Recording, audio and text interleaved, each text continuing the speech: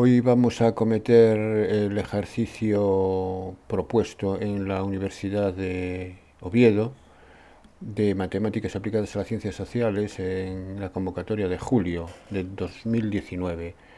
Eh, el primer ejercicio dice lo siguiente: una persona ha obtenido 4.000 euros de beneficio el último año por invertir en dos empresas A y B. La cantidad de dinero invertido en A fue m veces lo invertido en B y los beneficios fueron el 10% en A y el 20% en B. Plantea un sistema de ecuaciones en función de m donde las incógnitas x e y sean las cantidades invertidas en ambas empresas respectivamente. Bueno, bien. Entonces, si le llamamos x a la cantidad invertida en A e y a la cantidad invertida en B, dado que lo que invertimos en A, x, fue m veces lo invertido en B, que es y, x es igual a mi. Esa es la primera ecuación.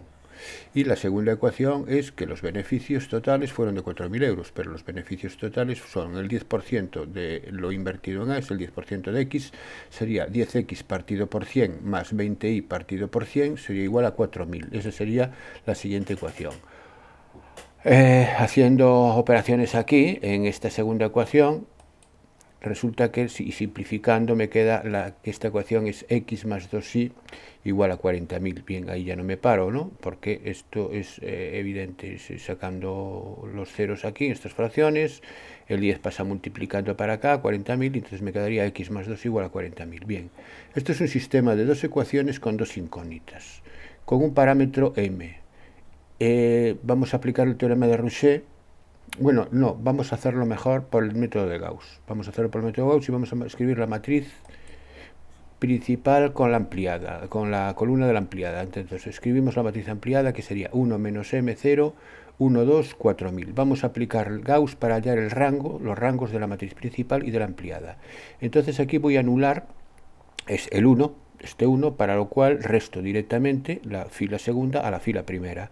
Hago esa resta, fila segunda menos fila primera, y obtengo lo siguiente. La primera fila permanece inalterable y la segunda fila sería 1 menos 1, 0. 2 menos menos m es 2 más m y 40.000 menos 0, 40.000. Bueno, entonces recordar que el rango de una matriz era el número de filas, una vez hecho por el método de Gauss, una vez hecho el método de Gauss, era el número de filas que tiene el número de filas donde ninguno de los elementos son cero, donde hay algún, por lo menos algún, perdón, es el número de filas donde hay algún elemento distinto de cero. Entonces, para el rango de A, que es la matriz principal, que es sin tener en cuenta el 0, 40.000, si fuese 0, 2 más m, el rango sería 1, porque tendría solamente una fila con elementos distintos de 0. Si m más 2 fuese distinto de 0, el rango sería 2. Entonces va a depender del valor de m en ese elemento. Es decir, que la cuestión está en que haya 0 ahí o no. Entonces, si m más 2 es igual a 0, m igual a menos 2. Entonces, la casuística es m igual a menos 2 o m distinto de menos 2.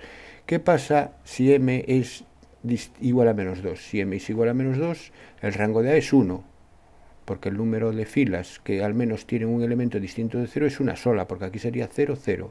Sin embargo, el rango de la ampliada es 2, porque la ampliada, al tener el 40.000 aquí, aunque aquí sea 0, 0, aquí sería 0, 0, 40.000. Tiene dos filas con elementos distintos de 0, así que el rango sería 2. Entonces, en este caso, el sistema sería incompatible.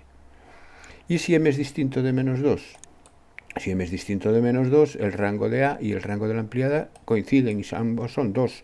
Como coincide con el número de incógnitas, por el teorema de Rouchet es un sistema compatible determinado. La solución es única. Y entonces, pues nada, si m es distinto de menos 2, lo podemos resolver. Creo que me pide que lo resuelva para m igual a 2.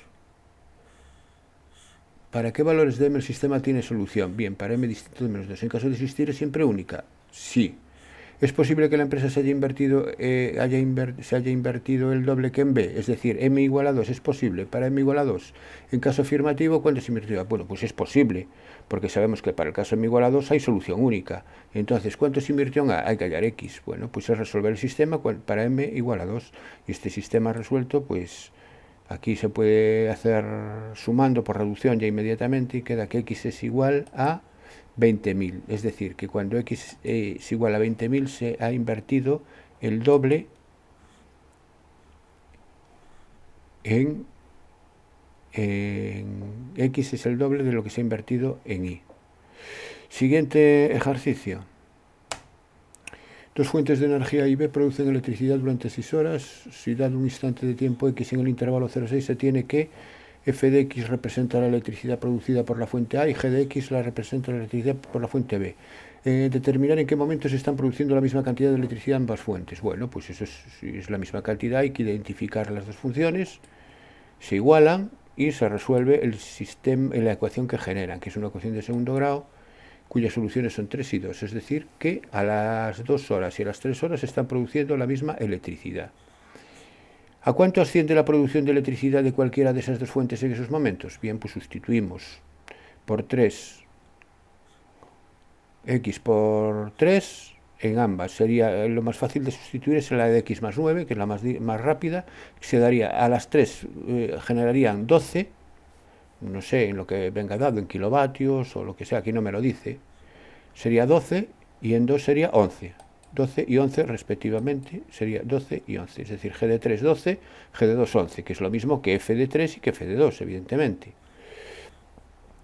Determinar en qué momentos la producción de la fuente A decrece. Bueno, para determinar en qué momentos la fuente A decrece, la fuente A viene determinada por la función f de x, tengo que estudiar el crecimiento de la función f de x. Para ello estudio la derivada, y la derivada es menos 2x más 6, que se anula en x igual a 3. En el dominio útil, que va de 0 a 6, que es donde estoy estudiando las 6 primeras horas, durante 6 horas, de 0 a 6, estudio lo que ocurre en los dos intervalos que me separa el 3, de 0 a 3 y de 3 a 6. Entonces, para ello, cojo un punto intermedio entre 0 y 3, cojo por ejemplo el 0, y la derivada en 0 da 6, da positivo. Por tanto, la función ahí crece, es decir, que hay un crecimiento de electricidad. Y entre el 3 y el 6 cojo otro valor, por ejemplo el 4, y resulta que da menos 2, negativo, ahí decrece. Bueno, pues ¿en qué momento es la producción de la fuente decrece? Pues la fuente decrece a partir de las 3 horas. Como me dices durante 6 horas, pues será de 3 a 6. Obtener el instante de tiempo en que la producción conjunta de las dos fuentes es máxima. La producción conjunta de las dos fuentes es la suma de ambas. Entonces es la suma de las dos funciones. Tengo una nueva función que es la suma de las dos, que viene dada por, si sumamos las dos funciones, obtenemos esta nueva función. Y me piden cuándo es máxima la producción. Bueno, pues tengo que hacer también la derivada. Aquí está, se anula en 7 medios. Y en 7 medios sería el punto crítico, y hago lo mismo que hice aquí. Lo que pasa que aquí ahora lo voy a hacer por criterio de la segunda derivada. Hago la segunda derivada, menos 2 es negativa, entonces ahí es un máximo, en 3,5, a las 3 horas y media. Segunda derivada negativa, por el criterio de la segunda derivada hay un máximo en 3,5. En 3,5 un máximo relativo. Entonces, ¿dónde alcanza la suma de las dos? ¿A qué hora la producción conjunta es mayor? A las 3 horas y media. Pasamos al siguiente. De los estudiantes de secundaria que fueron al viaje de estudio, se determina que 3/5 partes de ellos han consumido alcohol y que un cuarto de ellos han fumado. Además, se sabe que el 20% de ellos han consumido alcohol y fumado. Bien, aquí tenemos dos sucesos, que es consumir alcohol y fumar. Y las probabilidades son las siguientes. Probabilidad de que consuma alcohol, 3/5. Probabilidad de que fume, un cuarto.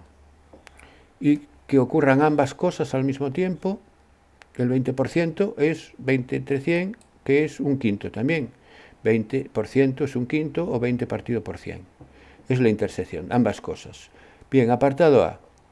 Si un estudiante elegido al azar ha fumado, ¿cuál es la probabilidad de que haya consumido alcohol? Esto es una probabilidad condicionada, donde la condición es que haya fumado, y me piden la probabilidad de que haya consumido alcohol. Me están pidiendo la probabilidad de A condicionado a F.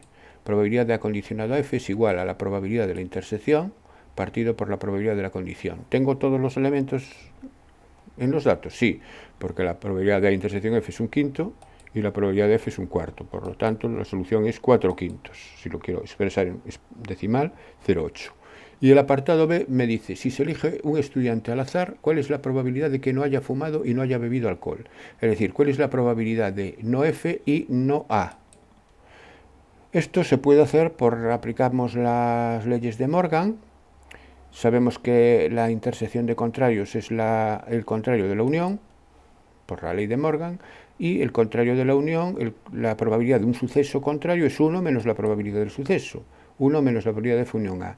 Ahora bien, la probabilidad de F unión A es la probabilidad de F más la probabilidad de A menos la probabilidad de la intersección. Tengo todos los elementos para hallarlo. Entonces sería 1 menos probabilidad de F, 1/4, probabilidad de A, 3/5, probabilidad de intersección, 1/5. Haciendo estas operaciones, el resultado final es 7/20. Un ejercicio muy sencillo. Pasamos al siguiente y último,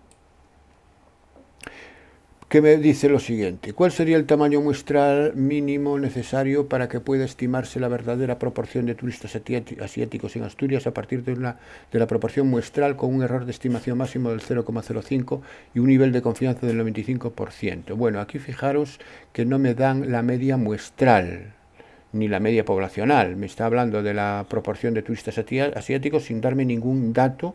Solamente me piden que el error de estimación máximo sea ese y me dan el nivel de confianza. Bueno, cuando es así, cuando no tengo ningún valor de proporción, se utiliza el método de máxima verosimilitud, que es suponer la proporción muestral 0,5. Y cuando es así, se supone la proporción muestral 0,5. Entonces, sería el error de estimación es el radio del intervalo. Y el radio del intervalo viene dado por esta expresión, viene dado por la expresión z alfa medios, raíz de la proporción muestral por 1 menos la proporción muestral partido por n. Aquí, repito, es el principio de máxima verosimilitud y se utiliza, repito, proporción 0,5. O si queréis, en vez de escribir todo esto, se pone 1 partido por 4n, que el resultado es el mismo, 1 partido 4n. Bien, pues vamos a ver entonces cómo podemos averiguar el tamaño muestral. Entonces, como me dicen que el nivel de confianza es del 95%, 1 menos alfa es 0,95. Si 1 menos alfa es 0,95, alfa es 0,05 y alfa medios es 0,025. El z alfa medios es un valor de la variable tipificada, de forma que la probabilidad de z menor que alfa medios es 1 menos alfa medios. 1 menos alfa medios es 0,975. Así que tengo que buscar un valor de z cuya probabilidad acumulada me dé 0,975. Y en los datos que me da aquí el problema, el valor de acumulado de la función de distribución de la normal, que me da 0,975, es 1,96. Es decir, que z alfa medios es 1,96. Aquí, si no me lo dan aquí, me suelen dar tablas, pero aquí como me lo dan, ya utilizo directamente esta información. Bueno, pues entonces ya tengo todo. Donde está z alfa medios pongo 1,96 y aquí pongo lo que os decía antes, 1 partido por 4n, más rápido de hacer, menor o igual que 0,05, hago todas estas operaciones, raíz de 4n pasa multiplicando para aquí, el 0,05 pasa dividiendo, me quedaría mayor o igual que 39,2 y ahora elevo todo al cuadrado para eliminar la raíz y me queda que 4n es 39,2 al cuadrado, que me da esto. Divido divido este valor entre 4 y n es mayor o igual que 384,16. Conclusión: que el tamaño muestral mínimo necesario es de 385. Mayor o igual que 384,16, vamos a aproximarlo a 385.